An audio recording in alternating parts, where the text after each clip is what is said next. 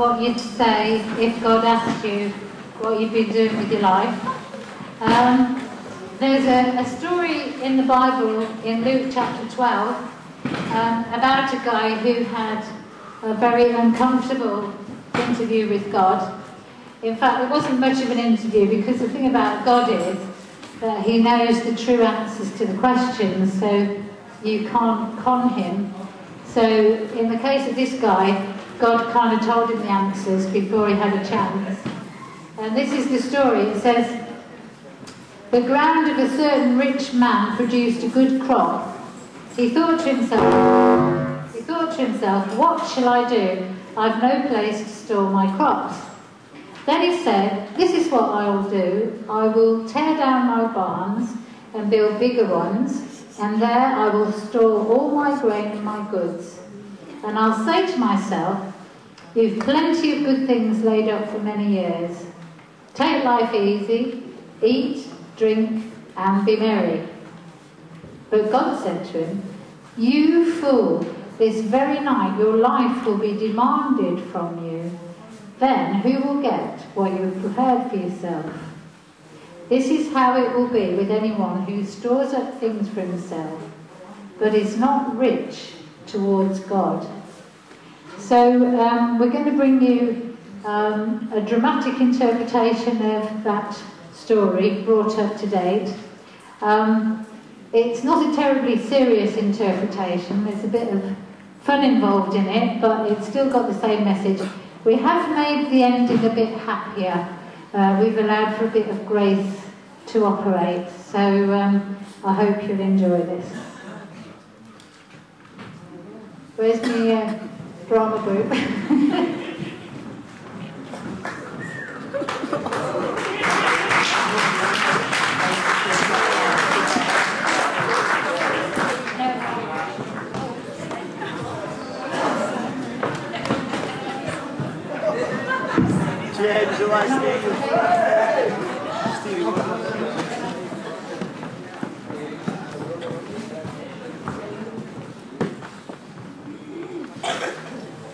Once upon a time, there was a farmer.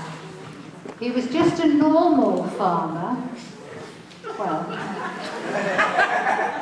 and he lived in a normal house, a very nice house up there, with his mum, Mrs. Farmer, who was just a normal mum, and she spent her time baking him lots of cakes, and with his sheepdog, Fido,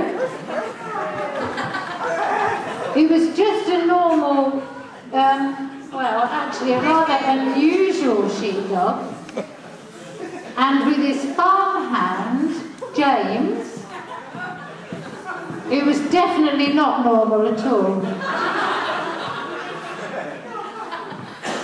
Mr. Farmer had never had much money, but he'd always got by.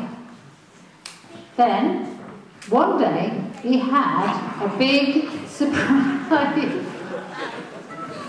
A posh man in a posh car came to his farm and offered him loads and loads and loads of money to buy his land so he could build a posh new housing estate and sell all the houses for millions and millions of pounds. Mr. Farmer thought to himself, why sell the land? Oh. Why sell the land? I could get James to build the houses for me, and then all the millions and millions of pounds would be mine. So he told the bloke to go away, and that was what he did. James worked very, very, very hard, and Fido made sure that he didn't take any breaks.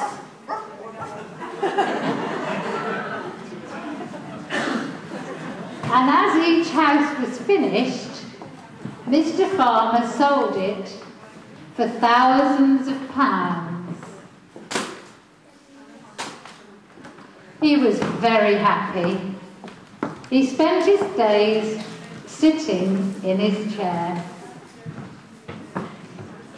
with his feet up, stroking Fido, and Mrs. Farmer fed him with lots and lots of cakes and cookies.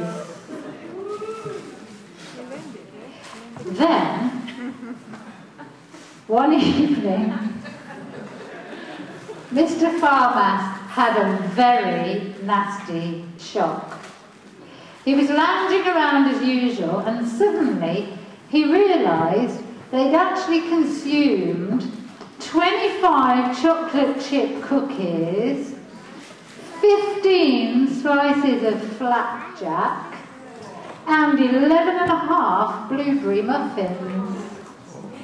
He had terrible stomachache and was groaning and squirming in his chair when there was a knock at the door. Mrs. Farmer went to the door, and there was a Jesus Army soldier. She came in and spoke to Mr. Farmer in a very stern tone of voice. "You fool," she said. "You've been building all these houses, making all this money, and eating all these cakes, but tonight you were about to die of extreme overeating and laziness. And then, who will have all this money and all these chocolate chip cookies?